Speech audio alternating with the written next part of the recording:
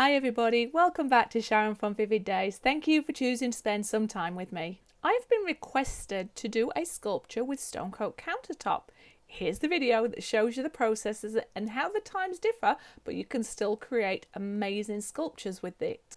Now I'm working with Resin pigments, ones I purchased myself. Now they are semi-transparent, but I still wanted to create a pearlescent kind of sculpture. But look at those pigments. Now these are beautiful colors to work with and a beautiful combination. I will definitely revisit this in some future projects. The Eco Glitter Reflecting Shimmer, put my teeth in Sharon, will be in each of the pigment cups. Also, make sure that you think of safety first, wear the correct respirator, gloves and well ventilated area. So let me talk you through what's different in this project compared to other projects with sculptures. So the iridescent paper that you can see just on the edge of the picture here, it's different to what I would normally use. Now this has got a backing on it, so you could actually stick it to cupboards and things like that. I got it from Amazon. It's slightly more expensive. Now normally when I use the iridescence, it's really thin, so it pulls off. Well, this one doesn't. It adheres to the resin. Now I'm not too sure if it's just because it's the stone coat countertops or if it's this new substrate that I'm using. Now it was a happy little accident. You see me in this video try and pull it off, but it wasn't going to be. So I painstakingly had to cut around each and every crystal to make sure that it didn't stand above it. Now some people may have said, well, you could just burn it off. Well, no, you can't, because it would set a fire and it would ruin the piece. So I think this happy little accident is worth it, and it's created the most beautiful iridescent, luminous, whether you want to call it unicorns or pearlescent. It just feels this piece so happy, full of energy, and it feels like it's come from a magical place. Anyway, what else is different in this video, Sharon? I think the most important thing is the timing. Now with each video, with each country, with each day, the timing will be slightly different. All I know is for me, this was stood for an hour before I started to pour it. And as you can see, you want to pour your resin when it retains that little bit of a lip, because it shows that it's slightly going off and it's not as runny, so it's not just going to spread it everywhere, so you can sort of hold the shape. Sorry, lingo bingo, I'm using filler words. Anyway, I start in the middle with darker colours and I'm working my way out, and I've got two different measurements for two different boards because I wanted to do one with two pieces of sculpture. Not everybody's choice. Some people may want to do one or you might want to do two. It is a personal preference. I think aesthetically for me it looks better if it has two or three, but resin is expensive, so it's up to you. Anyway, as you can see as I'm pouring, I'm not really keeping a set pattern.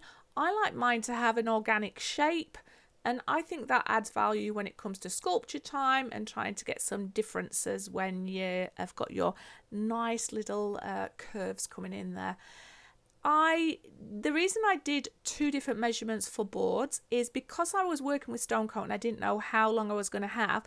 I wanted to know that for each board I've got my measurements out ready just to put down. So I worked on the what became the middle section now, and then I work on the other one afterwards. But it's a pretty similar process. The resin didn't run too much. It kept that nice little lip or edge. It did slowly make it towards the edge on the other board, and all that meant was I picked it up, turned it around. But because this iridescent paper is a thicker paper, there wasn't any creases in there or anything like that, so it was a, like I said before, a happy little accident. But I will definitely do some more sculptures with this. So it was 400 mils worth of resin, so it's roughly 200 on each board. I keep a little bit of clear back for going around the edge. I think it adds a more aesthetically pleasing look for me, that when I add the wedding table scatterings that I get from Amazon that you can get in all different colours and sizes, even iridescence, I think when the resin continues to run, because it will continue to run a little bit, it'll bleed into those crystals and it make it look more like it's glass around the edge. So that's my preference.